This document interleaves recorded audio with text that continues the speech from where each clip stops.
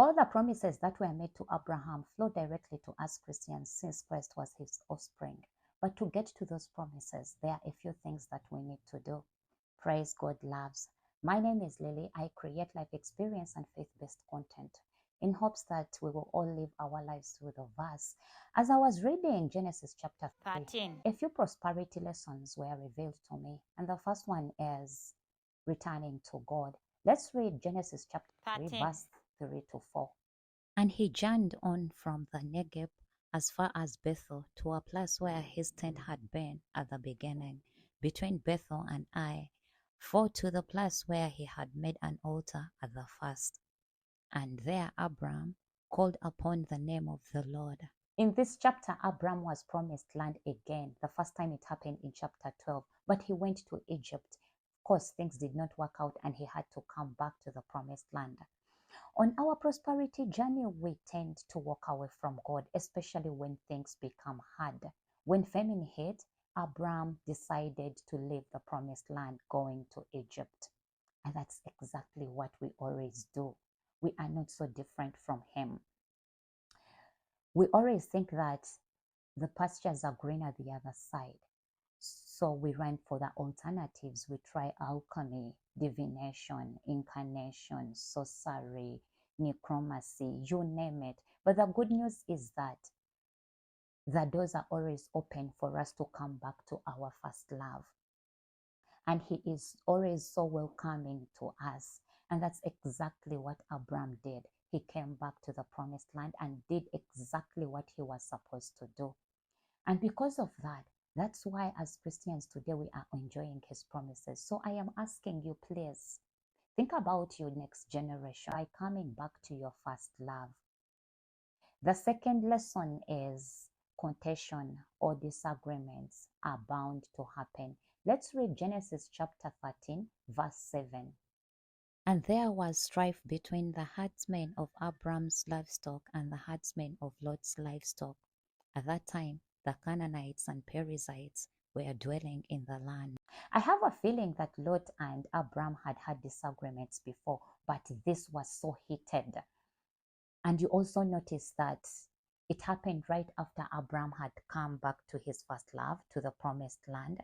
So I want you to know that as you are transitioning from whatever had replaced your first love, you are going to ruffle feathers with either your families, your co-workers, your friends. So be careful how you handle these disagreements, because the Canaanites and Perizzites are watching and they are waiting to see how you're going to handle yourself. And remember, it is your duty to bring them to Christ. So handle your business carefully. Which brings us to lesson number 3, generosity. Let's read Genesis chapter 13, verse 9. Is not the whole land before you? Separate yourself from me. If you take the left hand, then I'll go to the right. Or if you take the right hand, then I'll go to the left.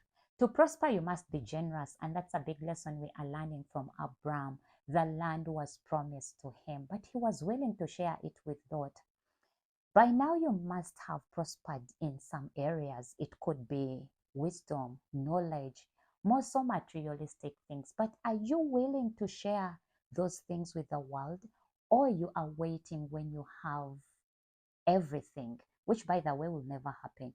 And that brings us to lesson number 4. Is it 4 or 5?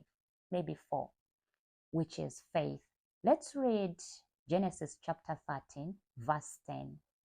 And Lot lifted up his eyes and saw that the Jordan Valley was well watered everywhere, like the garden of the Lord, like the land of Egypt, in the direction of Zoar.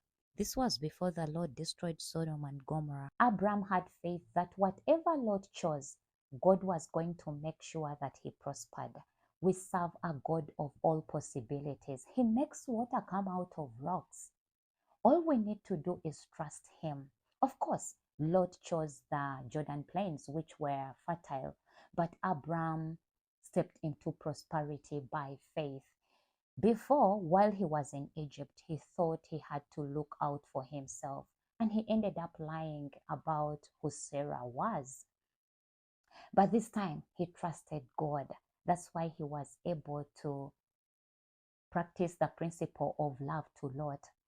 And as kingdom wealth creators, we need to know if we are going to prosper in whatever thing that we are putting our eyes onto, we need to have faith. Step into that business with faith. Step into that class with faith.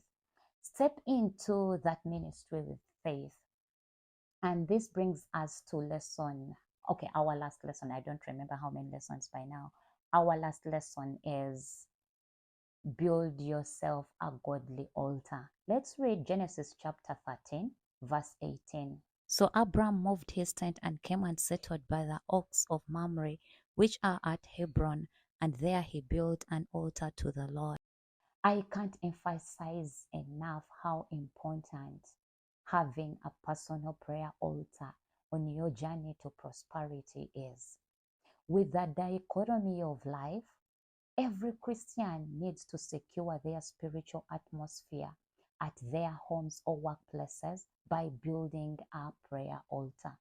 Which reminds me, if you are a kingdom wealth creator, come fellowship with us every first Saturday of the month at Prayer Mountain Seguku Trumpet Center. See you soon.